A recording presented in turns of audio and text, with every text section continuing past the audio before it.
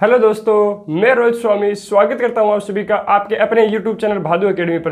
दोस्तों, मैं आपके साथ वही जोश और जुनून के सामने आपके सामने पेश हो गया हूं और आज हमारा टॉपिक रहेगा साइंस का रेस्पिरेटरी सिस्टम, श्वसन तंत्र। रेस्पिरेटरी सिस्टम श्वसन तंत्र का मुख्य अंग क्या होता है, किस प्रकार की बातें होती हैं, इसको हम डायग्राम से समझेंगे, एक एक चीज को जानेंगे। सबसे पहले हम नाक से सांस लेते हैं या मुंह से श्वास लेते हैं, उसके बाद हम फेफड़े तक जाते हैं, फेफड़े से वापस छोड़ते हैं। कितना टाइम लगता है, लेने में 2 सेकंड लगते हैं, छोड़ने में 3 सेकंड लगते हैं।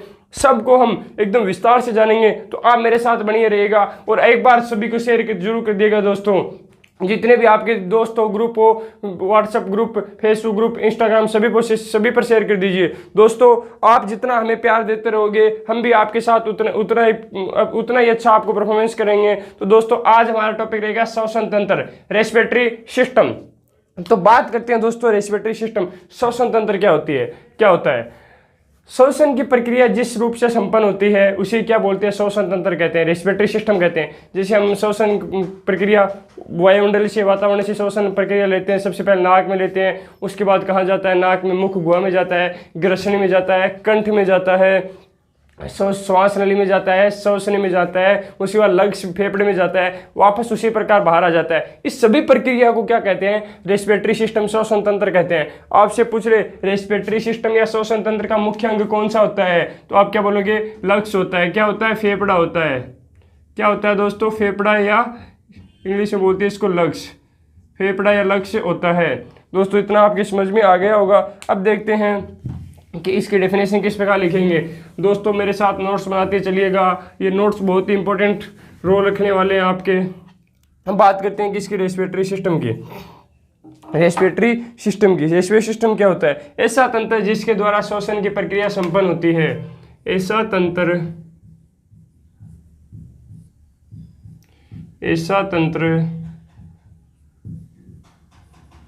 जिसके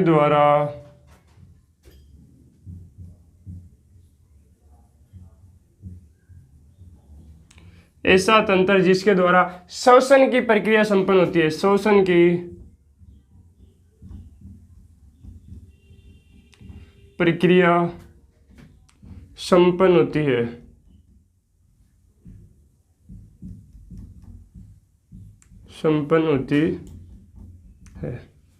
ऐसा तंत्र जिसके द्वारा श्वसन की प्रक्रिया संपन्न होती है। अगला क्वेश्चन क्या बनेगा दोस्तों, अगला क्वेश्चन ये बनेगा कि श्वसन हम सबसे पहले कहाँ जाता है, कि किस में जाता है। ऐसा तो है नहीं कि भाई साहब यहाँ से हम वायुमंडल से कौन सी गैस हम अपने शरीर में ले जाते हैं, कौन सी गैस छोड़ते हैं, ऐसे भी क्वेश्चन आएंगे। तो दोस्तों, क्वेश्चन ये बनता है कि सबसे पहले श्वसन कहाँ जाता है। तो दोस्तों, सबसे पहले श्वसन कहाँ जाता है, नाक में। कोई बोलेगा सर मुंह से भी ले सकते हैं, पर हम कहाँ से ज्ञात करेंगे, नाक से अध्ययन करेंगे। नाक, क्योंकि नाक ओनली फॉर किसके लिए बना है, श्वसन के लिए। नाक या नासिका, सबसे पहले कहाँ जाता है, नाक या नासिका में। उसके बाद कहाँ जाता है, मुख गुहा में। मुख गुहा, नाक में चला गया, मुख गुहा में चला गया। उसके बाद क्या आएगी, ग्रसनी। क्या आएगी दोस्तों, ग्रसनी आएगी। ग्रसनी के बाद कहाँ जाएगा, कंठ में। कहाँ जाएगा, कंठ में। कंठ को इंग्लिश में बोलते हैं थ्रोट। कंठ में चला गया। कंठ के बाद कहाँ जाएगा, श्वसनी में जाएगा। श्वसनी यानी ब्रोंकाई, या फिर कंठ के बाद श्वास नली, मान लो श्वास नली बाद श्वसनी में, श्वास नली में जाएगा। उसके बाद श्वसनी में जाएगा, क्या बोलते हैं इसको, ब्रोंकाई। श्वसनी बाद कहाँ जाएगा, श्वसनी बाद आपको पता है श्वास लेने के बाद 2 प्रकार विभक्त हो जाता है, 2 श्वसनी में, एक दाई श्वसनी, एक बाई श्वसनी। उसके बाद कहाँ जाएगा, लंग्स में, फेफड़ा में जाएगा। कहाँ जाएगा, फेफड़ा में, फेफड़ा या लंग्स। ठीक है दोस्तों, उम्मीद करता हूँ इतना आपकी समझ में आ गया होगा। आपसे कभी भी इसकी प्रक्रिया पूछ रहे कहाँ से कहाँ तक जाएगा, तो सबसे पहले बोलोगे नाक या नासिका में जाएगा, उसके बाद मुख गुहा में जाएगा, उसके बाद ग्रसनी में जाएगा, उसके बाद थ्रोट या कंठ में जाएगा, उसके बाद श्वास नली में जाएगा, इसके बाद श्वसनी, इंग्लिश में बोलते हैं ब्रोंकाई, इसके बाद फेफड़ा या लक्ष्य में जाएगा। फिर क्या होता है दोस्तों, फिर हम इसका विस्तार से एक एक का अध्ययन करें, इसको डायग्राम से भी समझेंगे। तो अगर एक क्वेश्चन ये बनता है, जब हम प्रकृति से या वायुमंडल से श्वास लेते हैं तो कितना टाइम लगता है, तो दोस्तों वायुमंडल से सांस लेते हैं तो कितना टाइम लगता है 2 सेकंड। कितना लगता है 2 सेकंड। छोड़ते हैं तो कितना लगता है 3 सेकंड। और इसको पूरे को टाइम कितना लगता है सांस लेने की प्रक्रिया को 5 सेकंड, क्योंकि 2 + 3 कितने हो गए 5। टोटल टाइम कितना लगता है 5 सेकंड। अब बात करते हैं कि भाई साहब वायुमंडल से हम केवल ऑक्सीजन लेते हैं या अन्य गैस ही लेते हैं, तो दोस्तों ध्यान रखना वायुमंडल से हम टोटल गैस का ग्रहण करते हैं। वायुमंडल से नाइट्रोजन कर ली, ऑक्सीजन कर ली, CO2 कर ली या अन्य गैस आ गई सभी कर ली। लेकिन दोस्तों ऐसा तो है नहीं कि भाई साहब हमारे नाक में यहाँ पे कोई यंत्र लगा है, कोई डिवाइस लगी है जो मतलब इसको ऑक्सीजन ही जाने देगी। लेकिन क्या होता है, जैसे हम फेफड़े के अंदर लक्ष्य के अंदर ये जाता है श्वसन, तो वायु जाती है, तो वायु को क्या करता है, वायु कुपिका और जो रक्त केशिका होती है इनके मध्य गैसों का क्या होता है अट्रैक्शन होता है। क्रियात्मक संरचनात्मक क्रियात्मक इकाई होती है। वहाँ पे क्या होता है, वहाँ पे ऑक्सीजन को तो ग्रहण कर लिया जाता है और गैसों को क्या किया जाता है वापस से छोड़ दिया जाता है। तो ध्यान रखना दोस्तों, हम टोटल टाइम कितना लगता है 5 सेकंड लगता है। कितना सेकंड 2 सेकंड तो किस में लगते हैं सांस लेने में, और 3 सेकंड किस में लगते हैं सांस से छोड़ने में। तो इतना समझ में आया होगा आपके। तो दोस्तों एक बार इसका स्क्रीनशॉट ले लीजिए, फिर आगे बढ़ते हैं हम।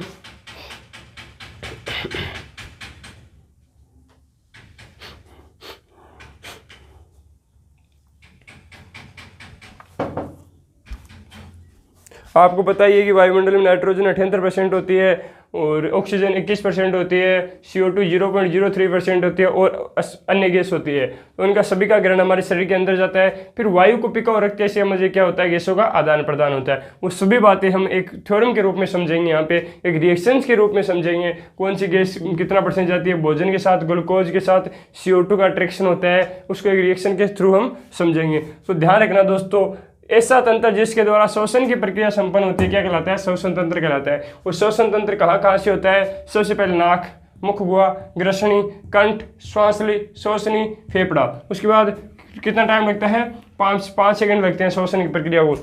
2 सेकंड श्वास लेने को लगते हैं, 3 सेकंड श्वास छोड़ने को। टोटल कितने सेकंड लगते हैं 5 सेकंड लगते हैं। तो उम्मीद करता हूँ इतना समझ में आ गया होगा। आगे देखते हैं दोस्तों। और आपको पता है श्वसन का मुख्य अंग कौन सा होता है, फेफड़ा होता है। ये भी बात थोड़ी सी ध्यान रखना, श्वसन का मुख्य अंग कौन सा होता है, फेफड़ा होता है। नोट्स बनाते चलिए, मैं नोट्सों के हिसाब से लिखा रहा हूँ, वरना मैं आपको बोर्ड पर सीधा भी समझा सकता हूँ। तो हम किसके हिसाब से समझेंगे, नोट्स के हिसाब से। किसके हिसाब से, नोट्स के हिसाब से। सबसे पहला टॉपिक कौन सा रहेगा, सबसे पहला आएगा हमारा नाक या नासिका। उसके बाद हम डायग्राम बनाएंगे। पहला आएगा नाक या नासिका।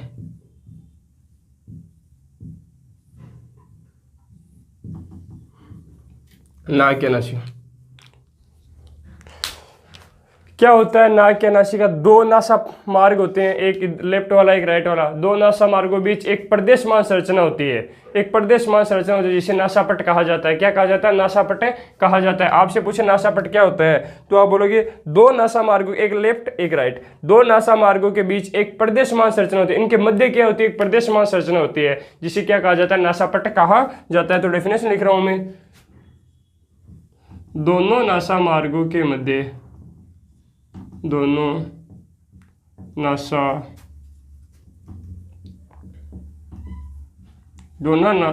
नासा मार्गों के बीच एक प्रदेशमान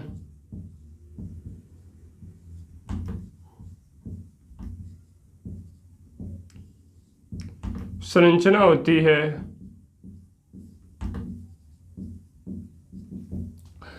दोनों नासा मार्गों के बीच एक प्रदेश समान संरचना होती है जिसे क्या कहा जाता है, मैंने बोला जिसे नासापट कहा जाता है, जिसे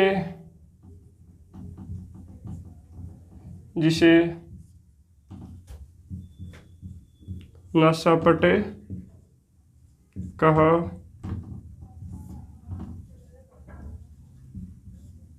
जाता है।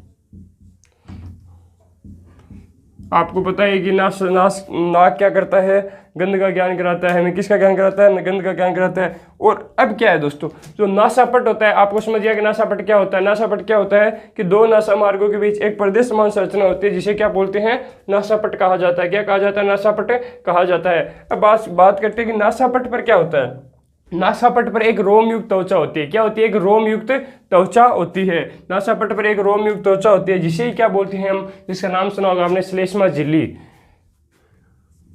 क्या लिखूंगा मैं? नासापट पर,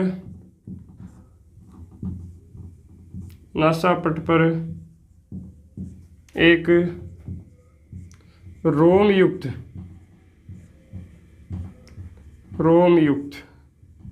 हम हाथ लगाते तभी हमें आभास होता है रोम युक्त कैसी होती है।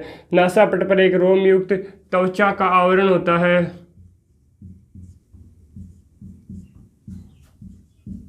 रोम युक्त त्वचा का आवरण होता है,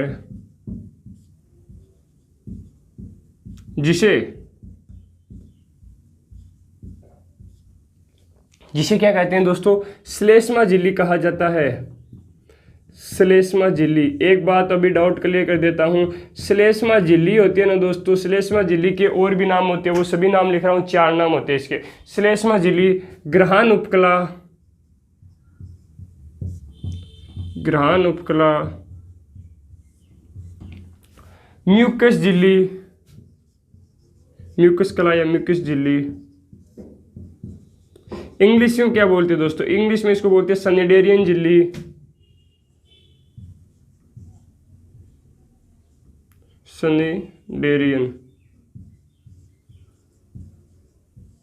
सनिडेरियन झिल्ली।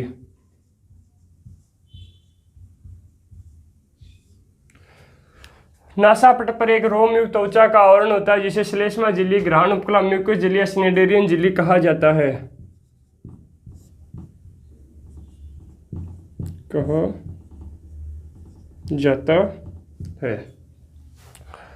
क्या होता है दोस्तों? नासापट पर क्या होता है? एक रोम युक्त त्वचा का आवरण होता है। रोम युक्त त्वचा समझ गए, 2 नासा मार्गों के बीच जो त्वचा का आवरण, तो इसे रोम युक्त कहते हैं, जिसे क्या कहते हैं? श्लेष्मा झिल्ली, ग्रहण उपकला, म्यूकस झिल्ली या सनिडेरियन झिल्ली कहा जाता है।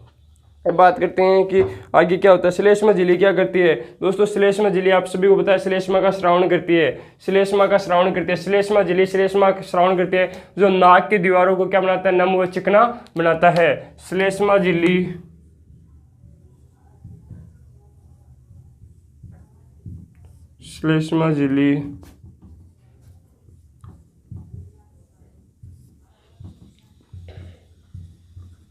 श्लेष्मा का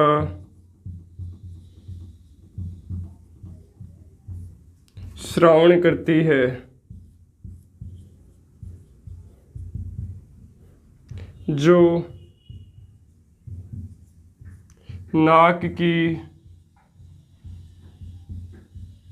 जो नाक की दीवारों को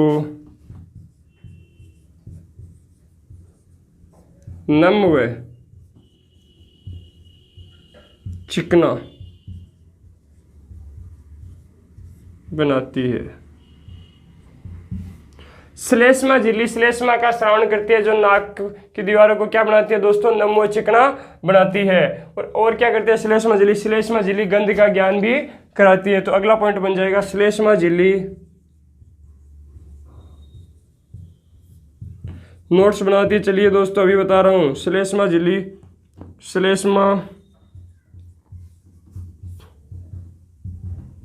श्लेष्मा का श्रावण करती है, जो आप समझ भी गए होंगे क्या होता है, जुकाम लगती है तब श्लेष्मा का श्रावण करती है। श्लेष्मा झिल्ली श्लेष्मा झिल्ली गंध का ज्ञान कराती है। श्लेष्मा झिल्ली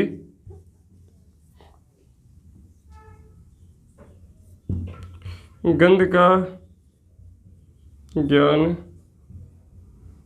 कराती है। श्लेष्मा झिल्ली गंध का ज्ञान कराती है। अब क्या होता है दोस्तों एक बात अभी आपके डाउट क्लियर कर देता हूँ। कोई सोच रहा है कैसे, कोई सोच रहा है कैसे, मैं आपको अभी बता देता हूँ। जो मैं पढ़ा रहा हूँ मेरे को 2.5-3 साल का एक्सपीरियंस है, और मेरे को 2.5-3 साल का एक्सपीरियंस है, लेकिन जिन टीचरों से मैं पढ़ा हुआ हूँ, जिन टीचरों से मैं ज्ञान ग्रहण किया है, उनको 25-30 साल का एक्सपीरियंस है दोस्तों। पढ़ाने का, उनसे मैं पढ़ा हुआ हूँ। तो दोस्तों ऐसा मत समझना ऐसे पढ़ा रहे हैं, आप नोट्स बना लेना और उसके बाद एग्जाम लग जाए ना तो ये वीडियो दोबारा चेक कर लेना, हर क्वेश्चन आपको मिल जाएगा, साइंस हो कंप्यूटर हो, चाहे साइंस हो या कंप्यूटर हो, जितने भी क्वेश्चन कराना हर क्वेश्चन आपको मिल जाएगा। भाई साहब इस वीडियो में ये क्वेश्चन, इस वीडियो में ये क्वेश्चन आपको दिखा दूंगा, जिस दिन एग्जाम होगा ना उस दिन देख लेना, और शाम को वीडियो लेकर आऊंगा जिस दिन एग्जाम होगा कि भाई साहब ये क्वेश्चन देख लो, भाई साहब इतने नंबर वीडियो पर, प्ले लिस्ट में जाओ, ये इतने नंबर वीडियो पर सभी क्वेश्चन, एक भी क्वेश्चन बाहर नहीं जाएगा। आप तो एक बार विश्वास करो बस। दोस्तों अच्छे तरीके से पढ़ो, मेहनत लगा के पढ़ो, जोश से जुनून के साथ पढ़ो, ऐसे छोड़ दो कि भाई साहब जो होगा जो होगा वो देखा जाएगा। मेरा तो सब कुछ आत्मसमर्पण भादु एकेडमी पर है, भादु एकेडमी के सभी टीचर्स पर है, जो पढ़ाएंगे वो पढ़ूंगा, चाहे सिलेक्शन हो या ना हो। इतना काम कर लोगे ना दोस्तों, दिमाग में इतना बिठा लोगे ना, बहुत है। नेगेटिविटी मत लाना, पॉजिटिव, हमेशा पॉजिटिव रहना। ऐसे सोचना कि भाई साहब कुछ भी हो जाए एक सीट तो अपनी है, किसी का बाप नहीं रोक सकता, किसी का बाप नहीं रोक सकता, इसे दिमाग में ठान लो भाई साहब। अगला क्वेश्चन क्या बनता है, कभी कभी हमारी श्लेष्मा में क्या आ जाती है, सूजन आ जाती है, जिसमें क्या होता है, जिससे जुकाम लगती है ना, श्लेष्मा की निकलने की दर बढ़ जाती है। तो क्या होता है, कभी कभी, अगला पॉइंट लिख रहा हूं मैं, कभी कभी श्लेष्मा झिल्ली में सूजन आ जाती है, कभी कभी श्लेष्मा झिल्ली में, कभी कभी श्लेष्मा झिल्ली में सूजन आ जाती है,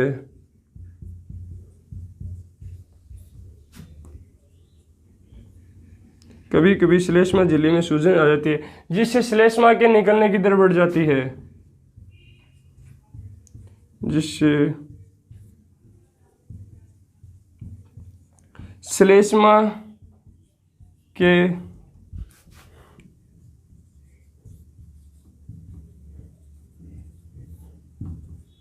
निकलने की दर बढ़ जाती है।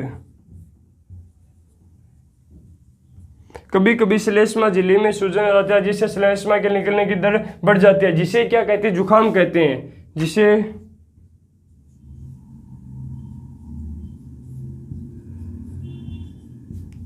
जुकाम कहते हैं, जुकाम कहते हैं।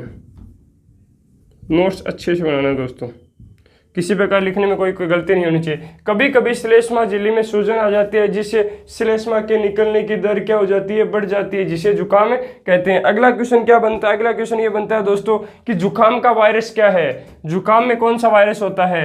जुकाम एक वायरस, इससे रिलेटेड क्वेश्चन है इसलिए बता रहा हूँ। वैसे रोग टॉपिक अलग पढ़ाऊंगा जिसमें कौन कौन से वायरस आएंगे, जीवाणु जनित, वायरस जनित, कवक जनित, प्रोटोजोआ जनित रोग हो गए ना, उसके बारे में हम पढ़ेंगे। लेकिन यहाँ पे वायरस आपको अलग से बता रहा हूँ, जुकाम का नाम आ गया इसलिए। जुकाम का वायरस, जुकाम में कौन सा वायरस होता है या विषाणु होता है, तो उसका नाम है दोस्तों राइनो वायरस। क्या नाम है, rhino virus, rhino virus, rhino virus, या फिर इस हिंदी में बोलते हैं इसको नासा विषाणु।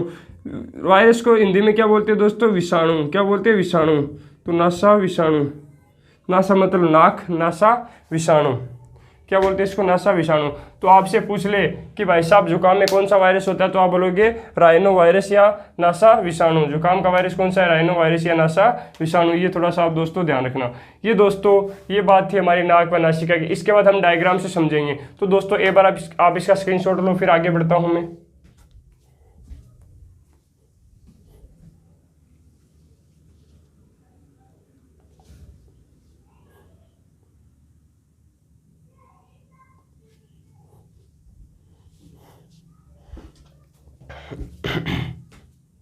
स्क्रीनशॉट ले लो।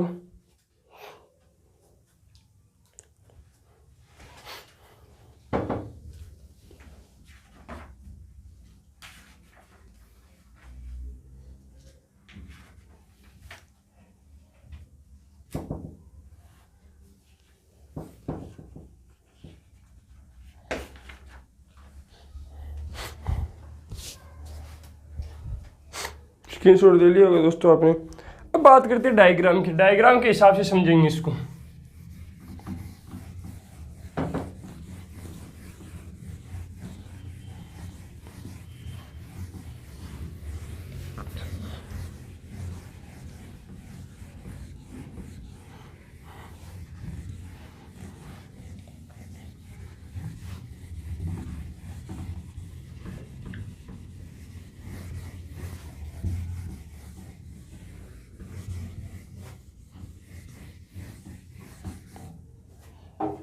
डायग्राम के हिसाब से समझेंगे।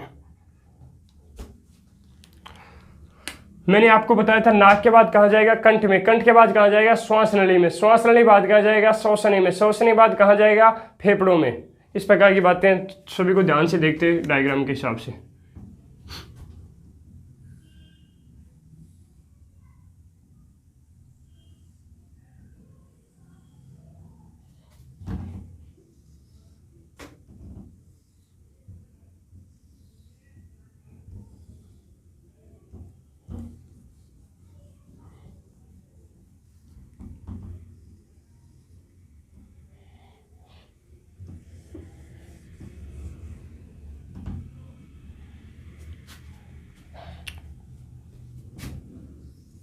ध्यान से देखो दोस्तों, ध्यान से, फिर मैं इसको समझाता हूँ।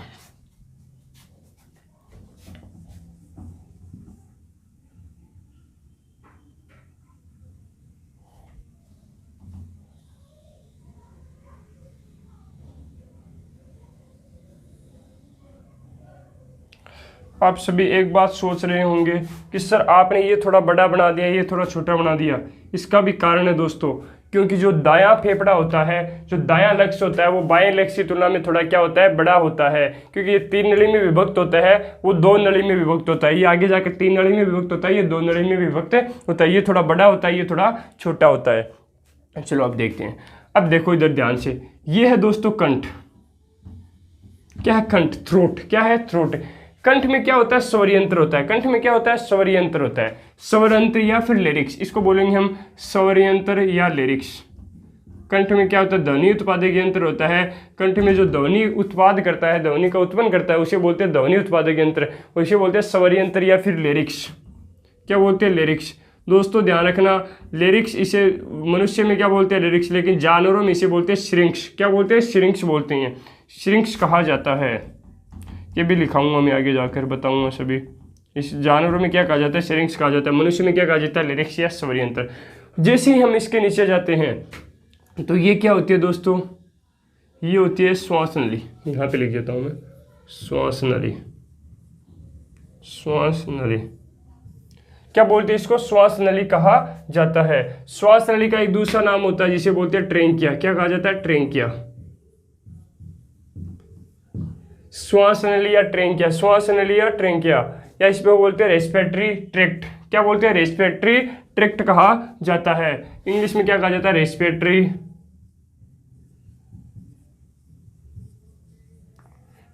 ट्रैक्ट। किसको? श्वास नली को रेस्पिरेटरी ट्रैक्ट कहा जाता है। रेस्पिरेटरी ट्रैक्ट कहा जाता है, श्वास नली या ट्रेंकिया। इसके बाद क्या होता है दोस्तों? ध्यान से देखो, श्वास नली के ऊपर इस प्रकार के सी, एक सी होगा ना, कैपिटल सी, इस प्रकार की होता है ना कैपिटल सी। तो श्वास नली पर सी आकार के, ये देखो सी आकार के उपास्थि के छल्ले पाए जाते हैं। इसको बोलेंगे हम सी आकार के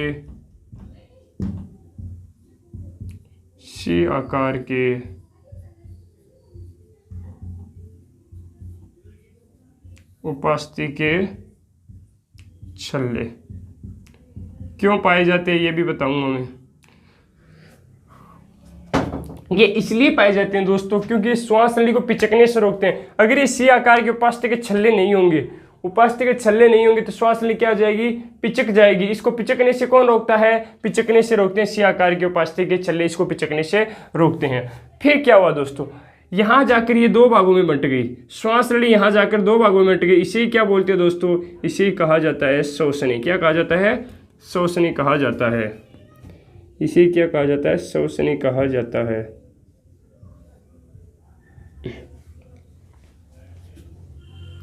श्वसनी कहा जाता है और इसे बोलते हैं, इंग्लिश में ब्रोंकाई बोलते हैं। क्या बोलते हैं? ब्रोंकाई। स्पेलिंग क्या होती है? BRONCHIAL,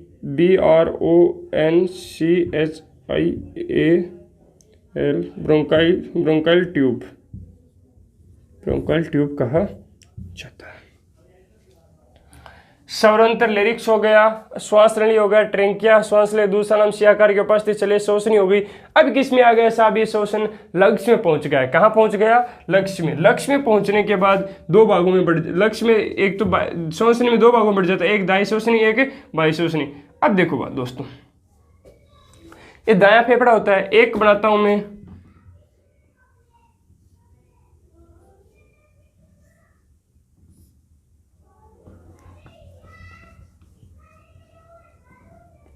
डायग्राम के थ्रू समझते हैं इसको।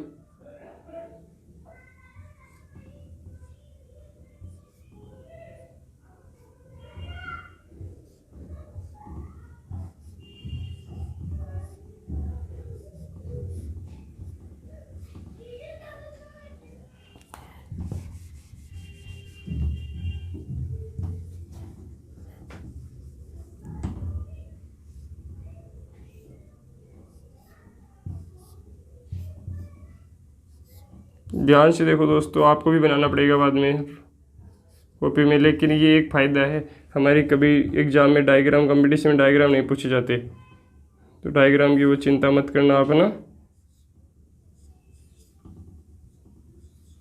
ये आगे क्या होती है दोस्तों? ये वायु के समान क्या होती है? फुली हुई संरचना होती है। क्या होती है? फुली हुई संरचना होती है। ये फुली हुई संरचना होती है दोस्तों, इसे क्या कहा जाता है? वायु कुपिका कहा जाता है। वायु कुपिका कहा जाता है।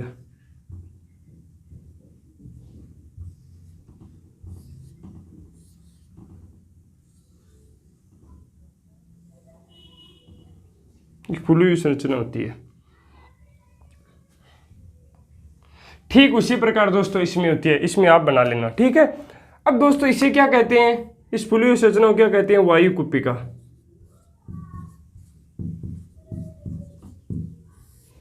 क्या कहते हैं दोस्तों? इसे वायु कुपिका कहा जाता है। और दोस्तों श्वसनी अनेक श्वसनिका में विभक्त हो जाती है। इसे क्या बोलते हैं दोस्तों? श्वसनिका बोलते हैं। क्या बोलते हैं? श्वसनिका। श्वसनिका क्या बोलते हैं इसे? श्वसनिका। और नीचे क्या होता है दोस्तों? इधर नीचे ध्यान रखना, इधर होता है डायफ्राम। इसका नाम क्या है? डायफ्राम। ध्यान रखना दोस्तों, आपने सुना होगा फेफड़े फैलने और सिकुड़ने का कार्य करते हैं। ध्यान रखना दोस्तों, कभी भी फेफड़े फैलते हुए सिकुड़ते नहीं है। फैलने व सिकुड़ने का कार्य कौन करता है? डायफ्राम करता है। कौन करता है दोस्तों? डायफ्राम करता है। ध्यान रखना, फैलने व सिकुड़ने का कार्य कौन करता है? डायफ्राम करता है। तो दोस्तों इतना आपके समझ में आ गया। चलो मैं दोबारा बताता हूँ। और ये हो गए, इसको क्या बोलते हैं? फुफ्फुस या फेफड़े कहा जाता है। फेफड़ा, फुफ्फुस। फेफड़ों से जो श्वसन लेते हैं उसे फुफ्फुस से श्वसन कहा जाता है, या फिर लक्ष्य। अब सुनो भाई साहब, ध्यान से सुनो, समझा रहा हूं मैं आपको कुछ। सबसे पहले नाक में सांस गया, नाक के बाद मुख गुहा में गया, मुख गुहा में आपको पता है कुछ नहीं होता, दांत और जीभ होती है। उसके बाद कहाँ चला जाता है? ग्रसनी में चला जाता है। कंठ में स्वरयंत्र होता है। कंठ में क्या होता है? स्वरयंत्र या फिर लिरिक्स होता है। कंठ में स्वरयंत्र या फिर लिरिक्स होता है। उसके बाद कहाँ जाते हैं? श्वास नली में जाते हैं। श्वास नली का दूसरा नाम क्या होता है? ट्रेंकिया। इसे इंग्लिश में क्या बोलते हैं? Respiratory tract. क्या बोलते हैं? Respiratory tract. उसके बाद इस श्वास नली के ऊपर क्या होती है? सी आकार के उपस्थिति चली होती है। सी आकार के उपस्थिति चले क्या करते हैं? श्वास नली को पिचकने से क्या करते हैं? रोकते हैं। उसके बाद यहाँ से श्वास यहाँ तक आ गया, यहाँ तक गया, यहाँ आने के बाद ये दो भागों में बढ़ जाता है भाई साहब। कितने भागों में बढ़ जाता है? यहाँ आने के बाद दो भागों में बंट जाता है, एक दाई श्वसनी एक बाई श्वसनी। ध्यान रखना, दाई श्वसनी बाई श्वसनी क्या सॉरी दाया फेफड़ा बाया फेफड़े से क्या होता है? थोड़ा बड़ा होता है, क्योंकि यहाँ पे ये 3 नली में विभक्त होता है, ये 2 नली में विभक्त होता है। फिर क्या होता है दोस्तों? इसके आगे जैसे चलते हैं तो यहाँ क्या होती है? वायु कुपिका होती है। क्या होती है? वायु कुपिका होती है। यहाँ पे क्या? श्वसनी। दो श्वसनी का दूसरा नाम कहता है ब्रोंकाइल ट्यूब। क्या कहते हैं इसे? ब्रोंकाइल ट्यूब कहा जाता है, या फिर श्वसनी ब्रोंकाइल ट्यूब कहा जाता है। लेकिन ये श्वसनी अनेक यहाँ पे आ जाती है, अनेक श्वसनिका में विभक्त हो जाती है। क्या बोलते हैं इसे? श्वसनिका। और नीचे क्या होता है? डायफ्राम। जब ये डायफ्राम इधर आता है तो ये फेफड़ा फैल जाता है और ये फेफड़ा सिकुड़ जाता है। जब ये इधर जाता है तो ये फैल जाता है, ये सिकुड़ जाता है। तो जो फेफड़ों में फैलने सिकुड़ने का कार्य किसके द्वारा किया जाता है? डायफ्राम के द्वारा। कभी भी फेफड़े फैलते और सिकुड़ते नहीं है। तो दोस्तों इतना समझ में आ गया होगा आपके। तो दोस्तों उम्मीद करता हूँ इतनी समझ में आ गया। तो एक बार आप इसका क्या लीजिए, स्क्रीनशॉट ले लीजिए, फिर आगे देखते हैं हम।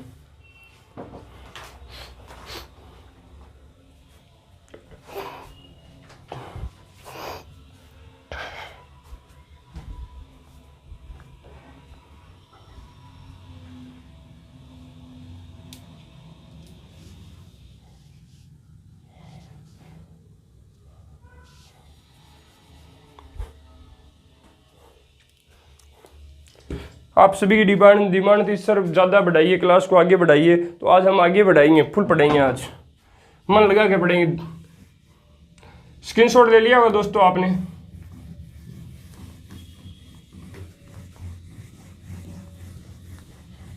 ये डायग्राम था, डायग्राम आपकी समझ में आ गया होगा।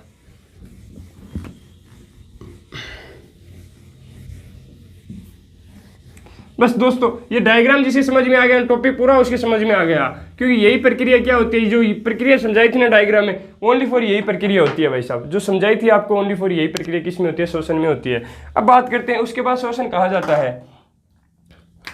नाक के बाद कहाँ जाता है दोस्तों, मुख गुहा में जाता है। कहाँ जाता है, मुख गुहा में। मुख गुहा में आपको पता है दांत और जीभ होते हैं, इसे श्वसन कहाँ चला जाता है, ग्रसनी में चला जाता है। कहाँ चला जाता है, ग्रसनी में। ग्रसनी में क्या होता है दोस्तों, ग्रसनी में क्या होता है दोस्तों, ग्रसनी में इस प्रकार की दो नली होती है। इस प्रकार की दो नली होती है, एक तो भोजन के लिए होती है जिसे बोलते हैं आहार नली, हमने पाचन तंत्र में देखा था जिसको। एक होता है जिसने पाचन तंत्र नहीं पढ़ा वो पाचन तंत्र पढ़ ले, वहां पे भी इसको डिटेल से बताया गया है भाई साहब, अभी बता रहा हूं मैं। ये भोजन के लिए नली होती है, जिसे प्लेलिस्ट में मिल जाएगी पाचन तंत्र का वीडियो, आपको देख लेना। रोहित स्वामी सर पाचन तंत्र, तो आपको मिल जाएगा, यूट्यूब पर सर्च करना। जैसे हम इसको देखेंगे, दो नली होती है, एक भोजन के लिए आहार नली, एक वायु के लिए श्वास नली। जो वायु के लिए श्वास नली होती है इसमें क्या जाता है, श्वसन जाता है। तो देखते हैं इसमें ग्रसनी में क्या होती है, दो प्रकार की नली होती है। एक होती है भोजन के लिए, क्या कहा जाता है, आहार नली। एक होती है वायु के लिए, क्या कहा जाता है, श्वास नली। भोजन के लिए होती है उसे आहार नली कहा जाता है, श्वास के वायु के लिए होती है उसे क्या कहा जाता है, श्वास नली कहा जाता है। अब बात करते हैं श्वास नली पर क्या होता है दोस्तों। श्वास नली पर एक ढक्कन होता है, एक ढक्कन लगा होता है ताकि भोजन को श्वास नली में आने से रोका जा सके, ओनली फॉर इसमें श्वास आए। उस प्रकार एक जो साइलेंसर होता है ट्रैक्टर का साइलेंसर, उसके ऊपर लगा होता है, जैसे धुआं आता है तो वो खुल जाता है, जैसे धुआं नहीं आता तो वो बंद हो जाता है। उसी प्रकार इसमें क्या होता है, ढक्कन होता है। उस ढक्कन का नाम पूछ लिया जाता है, ध्यान रखना। श्वास नली पर जो ढक्कन होता है उसका नाम क्या होता है, एपिग्लोटिस। आपके लिए बहुत इंपॉर्टेंट होने वाला है दोस्तों, या फिर इसको बोलते हैं ग्लोटिस, एपिग्लोटिस, ग्लोटिस, या फिर इसको बोलते हैं घाटी ढक्कन, घाटी ढक्कन। एपिग्लोटिस, ग्लोटिस तो आपको वैसे ध्यान रहेगा, घाटी ढक्कन। तीसरा नाम है इसका ट्रैफिक पुलिसमैन। ट्रैफिक, ये आपके लिए, आप पुलिस की तैयारी कर रहे हो, दिल्ली पुलिस की कर रहे हो, इसलिए आपके लिए इंपॉर्टेंट बन जाता है, क्योंकि इसका तीसरा नाम क्या है, ट्रैफिक पुलिसमैन। इसका कार्य क्या है, घाटी ढक्कन का, किसका, घाटी ढक्कन का कार्य क्या है, एपिग्लोटिस का। भोजन को श्वास नली में, भोजन को श्वास नली में आने से रोकना। भोजन है उसको श्वास नली में नहीं आने देना, यानी आने से रोकना।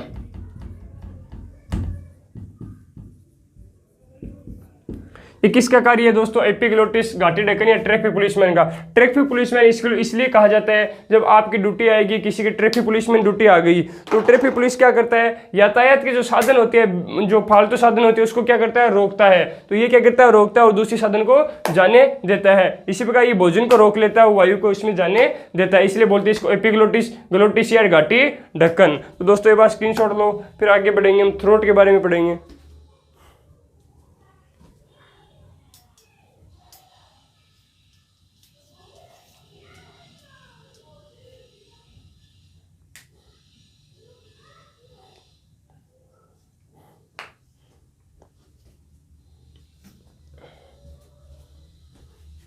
स्क्रीनशॉट ले लिया होगा दोस्तों आपने।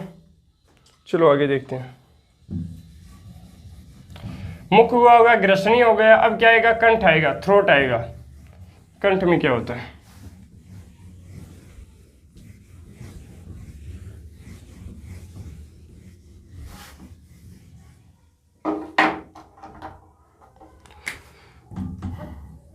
कंठ।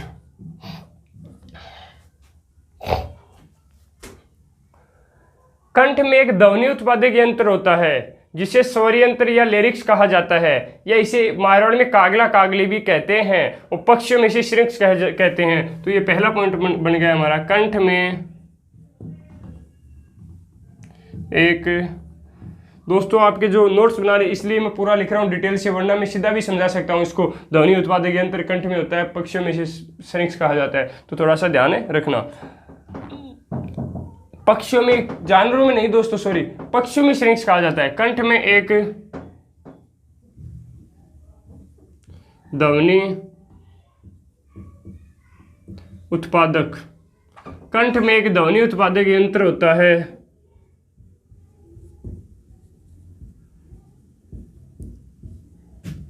कंठ में एक ध्वनि उत्पादक यंत्र होता है जिसे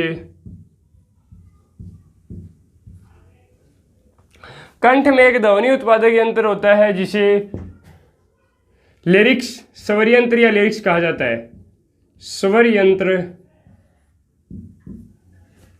या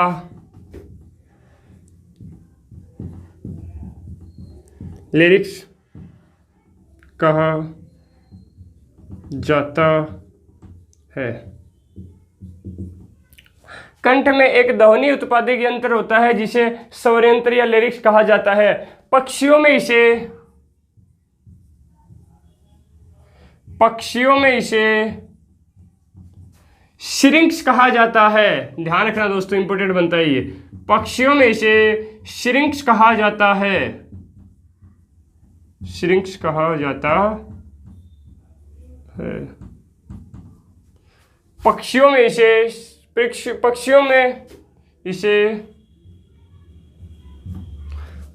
इसे श्रिंक्स कहा जाता है। ये ध्यान रखना दोस्तों। कंठ में एक ध्वनि उत्पादक यंत्र होता है जिसे स्वर यंत्र या लिरिक्स कहा जाता है। पक्षियों में इसे क्या कहा जाता है? श्रिंक्स कहा जाता है। अगला क्वेश्चन क्या बनेगा? कंठ में एक लंबी नलिका समान संरचना होती है। अब बात करते हैं कंठ के नीचे क्या होती है? लंबी नलिका समान संरचना, जिसे क्या होते हैं? श्वास नली या ट्रेंकिया। तो अगला पॉइंट क्या आएगा? श्वास नली या ट्रेंकिया।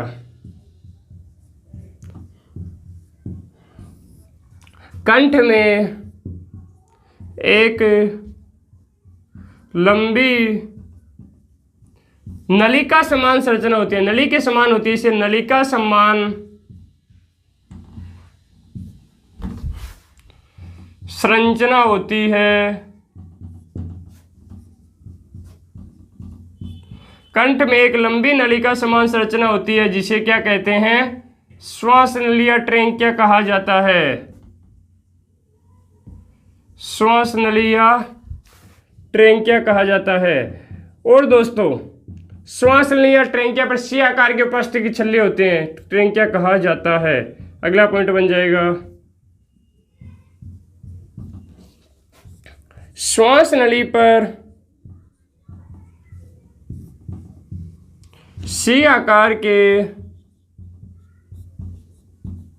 उपास्थि के छल्ले पाए जाते हैं, छल्ले पाए जाते हैं जो श्वास नली को पिचकने से रोकते हैं, पिचकने से रोकते हैं। इसके बाद क्या होता है? उसके बाद श्वास नली दो भागों में बढ़ जाती है। उसके बाद क्या आएगा? श्वास नली, जो मैंने डायग्राम जिसके सेट हो गया उसके तो यहाँ लिखने की कोई आवश्यकता नहीं है। श्वास नली आगे जाकर श्वास नली दो भागों में विभक्त हो जाती है।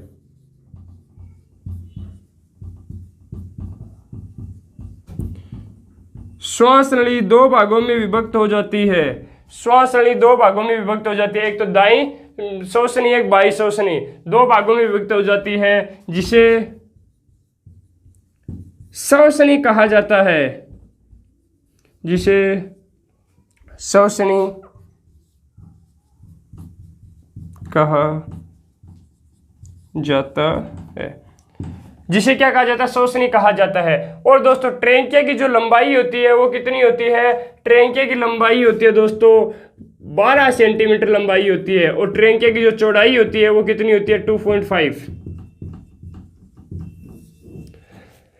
जो ट्रेंकिया श्वास नली की लंबाई कितनी होती है दोस्तों 12 सेंटीमीटर होती है, चौड़ाई कितनी होती है 2.5 सेंटीमीटर होती है।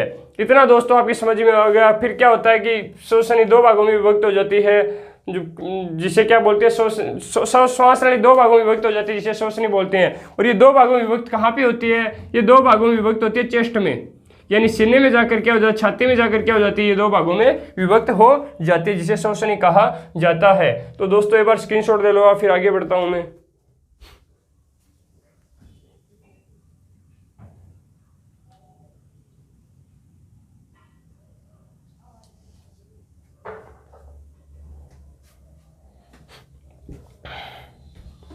स्क्रीनशॉट ले लिया होगा दोस्तों आपने।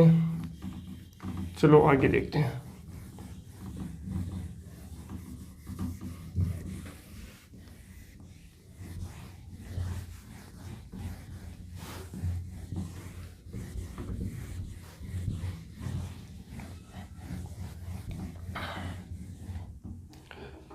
चेस्ट में जाकर दो भागों में बढ़ जाती है, जिसे क्या बोलते हैं, श्वसनी। तो हेडिंग क्या रहेगी हमारी, श्वसनी, श्वसनी या फिर ब्रोंकाई। इंग्लिश में बोलते हैं इसको bronchial tube, bronchial tube, bronchi.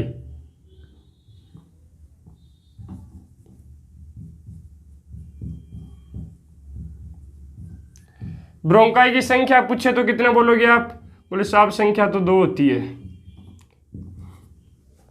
संख्या तो साहब 2 होती है, एक तो दाईं श्वसनी होती है, एक बाईं श्वसनी होती है। एक तो दाईं श्वसनी, एक साहब बाईं श्वसनी। एक दाईं श्वसनी होती है, एक बाईं श्वसनी होती है। एक दाईं तरफ चली जाती है, एक बाईं तरफ चली जाती है। ये आपको डायग्राम में मैंने समझाया था। यहां तक बात किसकी हुई दोस्तों, श्वसनी की बात हुई। इसके बाद क्या आता है, लक्स आता है। क्या आता है, फेफड़ा आता है। क्या आता है, फेफड़ा आता है। फेफड़ा या लक्स या फिर फुफ्फुस।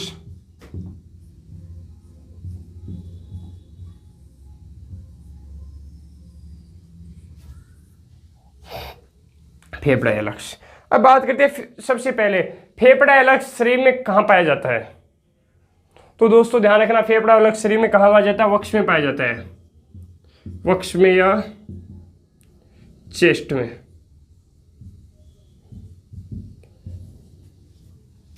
वक्ष में या चेस्ट में क्या पाया जाता है, फेफड़ा पाया जाता है। अब पूछ ले कौन सी कैविटी में पाया जाता है, कौन सी गुहा में पाया जाता है। तो ध्यान रखना दोस्तों, प्लूरल गुहा में पाया जाता है। कौन सी गुहा में, प्लूरल गुहा में। प्लूरल गुहा में पाया जाता है। अब बात करते हैं दोस्तों इसका रंग कैसा होता है, फेफड़े का रंग कैसा होता है और इसका वजन कितना होता है। तो दोस्तों रंग होता है इसका, आपको सभी को पता है, रंग होता है गुलाबी। अगर गुलाबी ऑप्शन में नहीं आई तो क्या करोगे, रेड करोगे। क्या करोगे, रेड। वजन पूछे, वजन क्या करोगे, 450 ग्राम प्रत्येक फेफड़ा, प्रत्येक या प्रति फेफड़ा, प्रत्येक फेफड़ा या प्रति फेफड़ा भी कर सकते हैं, प्रति फेफड़ा। यानी एक फेफड़े में वजन कितना होता है, 450 ग्राम। पर आप बोलोगे सर आपने तो बताया था कि भाई साहब दायां फेफड़ा बड़ा होता है आकार और वजन में। मैंने बोला भाई साहब थोड़ा बहुत फर्क होता है, 19-20 का फर्क होता है। मान लो वो 450 ग्राम है, दूसरा 450 ग्राम, मान लो ये मान लो कि 470 ग्राम है, तो वो क्या हो जाएगा, 430 ग्राम हो जाएगा। ये मान लो कि बड़े वाला है, ये 470 मान लो, वो 430 बच गया। और ये पर मान लो 19-20 का पर, ये 450 50 है तो वो थोड़ा 400, ये 400 मतलब 55 है तो वो 450 हो जाएगा। 19-20 का फर्क रहता है, थोड़ा बहुत फर्क रहता है, इसलिए वो क्या होता है, थोड़ा बड़ा होता है वो थोड़ा छोटा होता है। तो फेफड़े के बारे में आप देखेंगे कि भाई साहब वक्ष में, चेस्ट में पाया जाता है, ये प्लूरल गुहा में पाया जाता है, रंग इसका गुलाबी होता है और वजन कितना होता है 450 ग्राम प्रत्येक फेफड़ा। उम्मीद करता हूं दोस्तों आज का जो सेशन आपको अच्छा लगा होगा। अगर आज का सेशन आपको अच्छा लगे तो प्लीज लाइक, शेयर और सब्सक्राइब जरूर करिएगा दोस्तों। मैं आपके साथ ऐसे ही बने रहूंगा। नेक्स्ट वीडियो में हम फेफड़े को यहाँ से जो पढ़ाया था बेसिक जानकारी इससे आगे पढ़ेंगे। समय का अभाव होने के कारण दोस्तों आज हम इतना ही पढ़ेंगे। और दोस्तों अपना प्यार हमारे पर ऐसे ही बनाए रखना। और दोस्तों उम्मीद करता हूं कि भाई साहब आप कभी भी हमें मिलो तो अपने वर्दी के साथ मिलो। और जय हिंद दोस्तों, नमस्कार दोस्तों, thank you all of you.